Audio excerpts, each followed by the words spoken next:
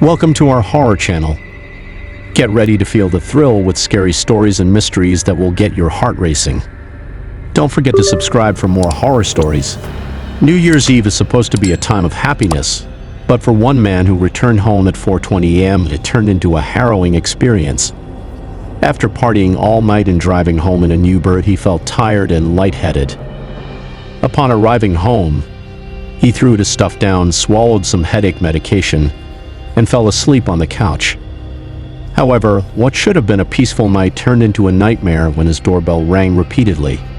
Unconcerned and too tired to get up, she stayed where she was until she finally fell back asleep.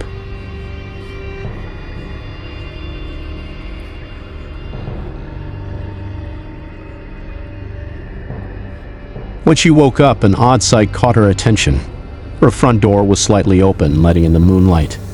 While wondering if he had forgotten to close the door, he heard footsteps upstairs.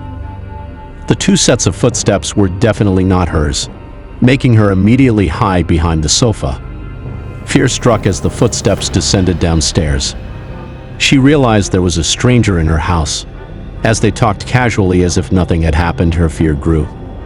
They began to shuffle around the room, approaching the sofa where she was hiding.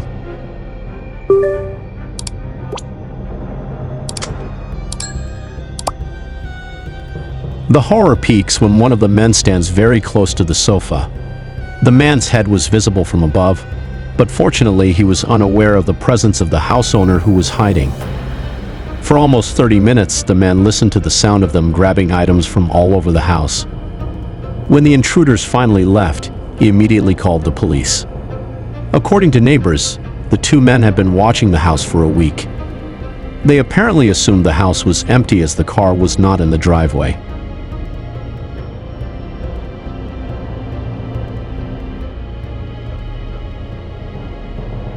Although the intruders only intended to steal, the thought of what could have happened if they had found her is still haunting. This story serves as a creepy reminder of the importance of always making sure your home is secure, even in the small moments you might miss. The tension and fear from this experience leaves a lasting mark, making this New Year's Eve more than just a night of celebration.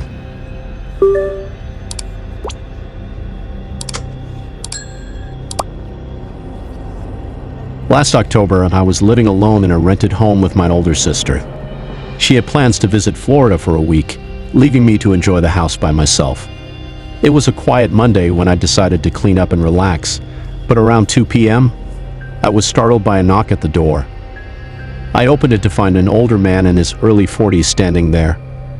He didn't have a package or any reason for his visit.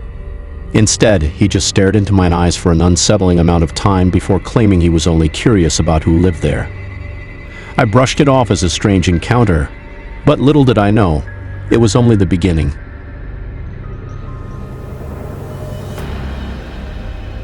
The next day, after returning from work, I was again greeted by the same man, now wearing the same clothes.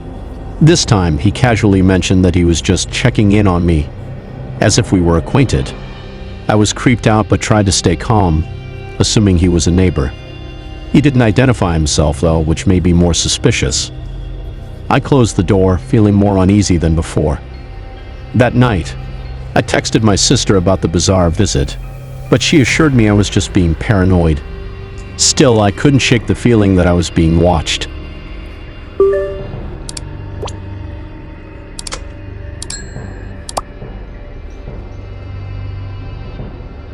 For the next few days, nothing happened. I went about my usual routine, hoping that maybe it was all just a coincidence.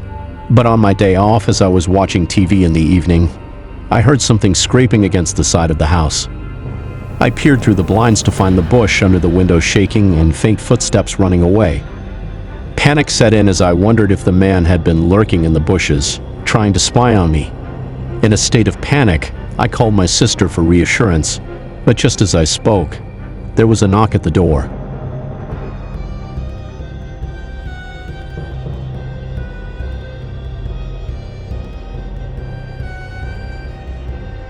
I froze, too terrified to answer.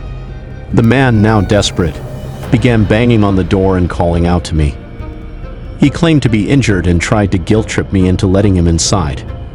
He was apologetic, but his words made me feel even more unsafe. My sister told me to call 911, and as I did, the man eventually gave up and left.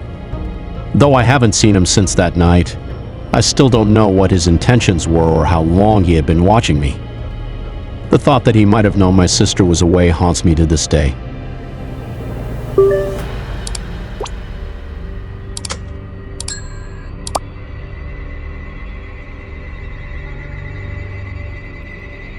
One ordinary night, I was at home with my dog, Hazel, relaxing after a long day of work. As I sat on the couch eating snacks and watching TV, Hazel got up and headed to the back door, signaling that she needed to go outside. The backyard was small and fenced in, so I didn't usually worry about her being out there alone. But after a few minutes, Hazel began barking furiously, which wasn't typical unless she was chasing a squirrel or something. I thought it might be a coyote, so I called her back inside. However, something felt off. Hazel refused to settle, instead sitting near the back door, staring at it intently, as if she was waiting for something.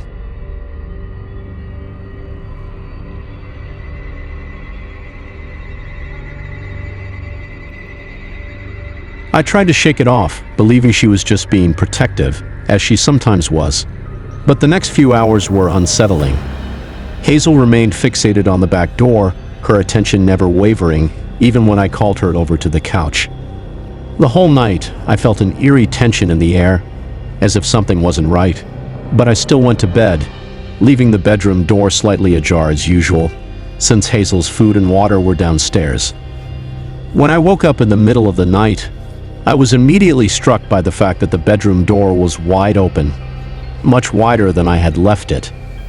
Hazel wasn't in the room, and I couldn't hear her nails on the wooden floor or any sounds of her eating or drinking.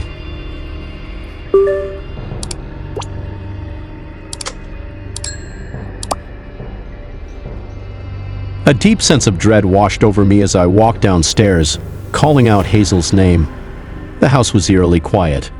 When I reached the living room, her food and water bowls were still full, which only intensified my fear.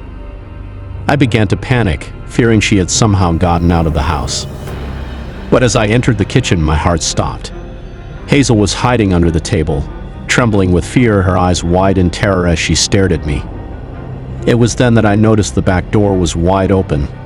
My mind raced. Had someone broken in? Was there someone still inside the house?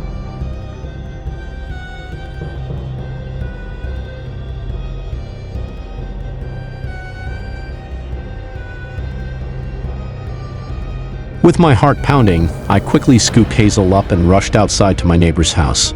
They woke up and called the police. When the officers arrived, they found no one inside, but there were disturbing shoe prints around the house, some even upstairs. The mystery remained unsolved. Who had broken in?